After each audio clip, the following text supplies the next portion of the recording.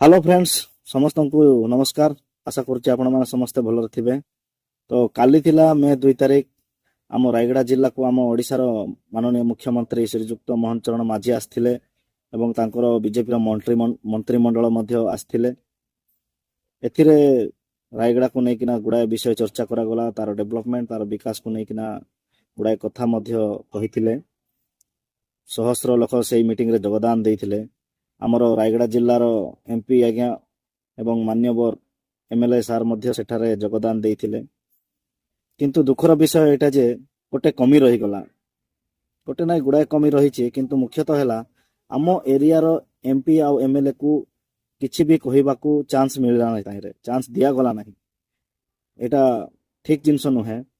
आम एरिया को आसिकी आम एरिया रे थिबा एमपी एमएलए को रेस्पेक्ट न देवाटा एटा रायगड़ा जिला को टोटाली इनसल्ट कला भलिया कथा।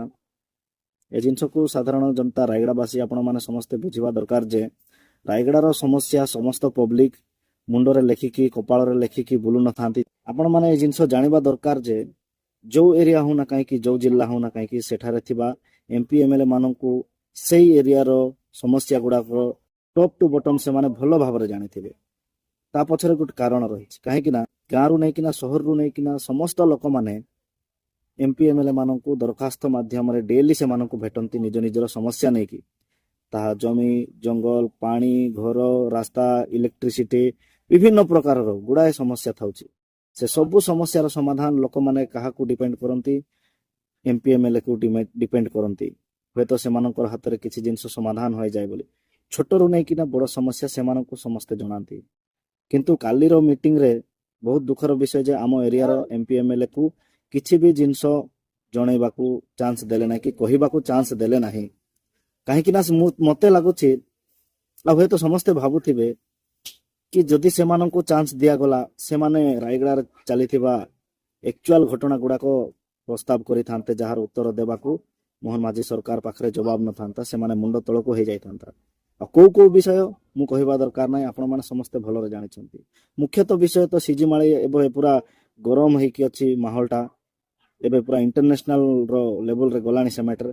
से विषय रे पदे जदि हमर एमपी एमएलए जदि स्टेज ऊपर ठिया हे जदि कहि दै थांते एई सरकार रो मुंड तळको हे जाय थांता, कोनोसी जवाब दे पारिबे नै। सेही सबु जिंस को आखिरी आगे रखिकी हमर स्थानीय आम जिल्लार एमपी एमएलए सारन को इनसल्ट करा जायछि। एटा केते दूर ठीक जे आम ओडिशार मुख्यमंत्री आसुचंती किंतु लोकल रे जहा समस्या चलीछि सेठीरो रिप्रेजेंटेटिव को न पचारुनु, सेठीरो समस्या गुड़ाक न बुझुनु, ताके उपरे भाषण देकी पळैले। समस्ते भाबुथिबे मु ए जिंसटा एमपी एमएलए माननकू सपोर्ट रे कहूछि बोली नाही। आज्ञा आपण माने भूल भाबुथिबे। मु रायगड़ा बासिंदा हेबा सहित मु गोटे साधारण नागरिक हिसाब रे गोटे जिंस देखिछि। आपण माने मध्य गोटे जिंस फील करंतु, आमर जिल्ला रे आमर एमपी एमएलए को भोट दे आमे जितेइछु आम जिल्लार दुख बुझिबा पई, आम जिल्लार विकास कथा आम जिल्लार समस्या गुड़िक नहीं सरकार आगरे से माने प्रेजेंट करिवे, ताहार समाधान केमती हेबो, डेवलप केमती हेबो, लोक ता से सब जिंसर लाभ केमती पाइबे, तांकू गुटे रिप्रेजेंटेटिव भाबे आमे चयन करिकि अछु। से जिंस को मु सपोर्ट करिकि कहूछि, किंतु व्यक्तिगत कोनोसी जिंस नाही। आ आपण माने मध्य भलो कि डीपली टिके जिंस गुटे भलो कि चिंता करंतु। माननीय मुख्यमंत्री मोहन चरण माझी एवं तांकर टीम भुवनेश्वर रु माने गोटे गवर्नमेंट भुवनेश्वर गोटे मंत्री आसिकी एससी एसटी ओबीसी माने गोटे एसटी मुख्यमंत्री आसिकी गोटे 5th शेड्यूल एरिया रे आसी पहुंचुची, किंतु एक्चुअल समस्या जोठी हेची से जगह को पहुंची नाहंती। एई जिंसटा होची डायरेक्टली सीजीमाळी को कोरापुट आउ रायगड़ा कलाहांडी एरिया रे जते भी माळी पर्वत को नेकिना जो संघर्ष चलीची से जिनस को मु टार्गेट करी कहूची। से जगह को काहीकि मोहन माझी सरकार मोहन माझी माननीय मुख्यमंत्री जाई पहुंचिले नाही।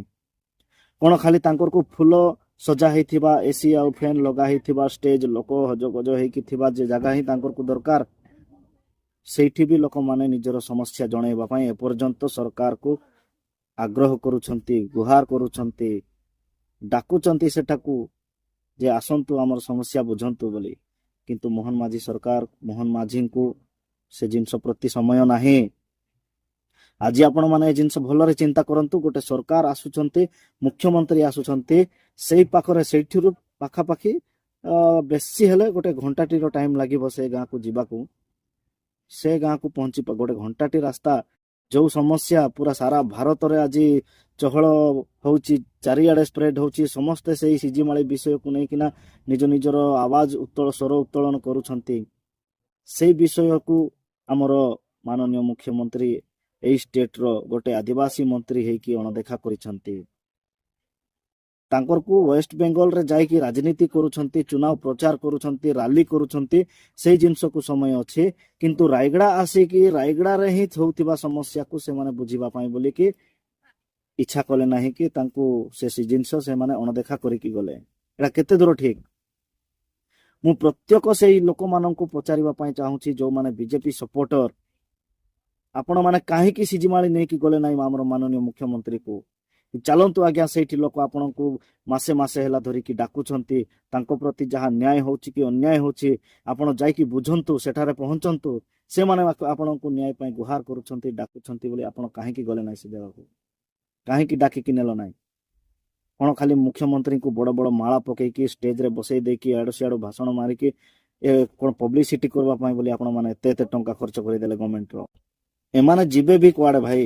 ଆପଣମାନେ ଜାଣିବା କଥା, ଏମାନେ ଯିବେ କି ସେ ଜାଗାକୁ? ଲାଜ ଶର୍ମ ଟିକେ ଥିଲେ ତ ଯିବେ। ଲୋକଙ୍କ ଆଖିରେ ଆଖି ମିଶେଇକି ସେମାନଙ୍କୁ ଦୁଃଖ ବୁଝିବା ପାଇଁ ଏମାନଙ୍କ ପାଖରେ ଗଟ୍ସ ଥିବାର ଅଛି, ଧୈର୍ଯ୍ୟ ଥିବାର ଅଛି, ସାହସ ଥିବାର ଅଛି। ଆଉ ସେ ସାହସ ଗୋଟେ ସତ କଥା କହୁଥିବା ନେତା ପାଖରେ ଥାଏ। ମିଛ ପ୍ରଚାର କରିକି ଚମଚାଗିରି କରିକି ବୁଲୁଥିବା ନେତା ମନ୍ତ୍ରୀ ପାଖରେ ନଥାଏ। ଆପଣମାନେ ଏଇ ସରକାର ଠାରୁ କୌଣସି ପ୍ରକାରର ଉନ୍ନତି, ଡେଭଲପମେଣ୍ଟ କି ନ୍ୟାୟ ଆଶା କରିବାଟା ସବୁଠୁ ବଡ଼ ମୂର୍ଖାମି। ଭିଡ଼ିଓଟି ଚାରିଆଡ଼େ ସ୍ପ୍ରେଡ୍ କରନ୍ତୁ। ସମସ୍ତ କେବିକେ ଜିଲ୍ଲାବାସୀ ଜାଣିବା ଦରକାର ଯେ ଏଇ ବିଜେପି ସରକାରର ଶାସନ କୋଉ ଭଳି, ତାଙ୍କର ନ୍ୟାୟ କୋଉ ଭଳି। ଆପଣମାନଙ୍କୁ ଠିକ ଲାଗୁଛି କି? ଯେତେ ବି ମୋର କେବିକେ ବାସିନ୍ଦା ସମସ୍ତ ଭାଇ ଭଉଣୀ ଏବଂ ସାନ ବଡ଼ ଭାଇମାନେ ସମସ୍ତେ ଦେଖୁଥିବେ ଏ ଭିଡ଼ିଓ, ଆପଣମାନଙ୍କୁ ଠିକ ଲାଗୁଛି କି ଏ ଜିନିଷ ଯେ ରାୟଗଡ଼ା ଆସିକି ରାୟଗଡ଼ାର ସମସ୍ୟା ନ ବୁଝିକି ଷ୍ଟେଜ ଉପରେ ଠିଆ ହେଇ ଭାଷଣ ମାରିକି ହେଲିକପ୍ଟରରେ ଉଡ଼ିଯିବାଟା କେତେ ଦୂର ଠିକ? ଆପଣମାନେ ନିଶ୍ଚିତ ଭାବେ କମେଣ୍ଟ କରନ୍ତୁ। ସମସ୍ତଙ୍କୁ ଜୟ ଭୀମ।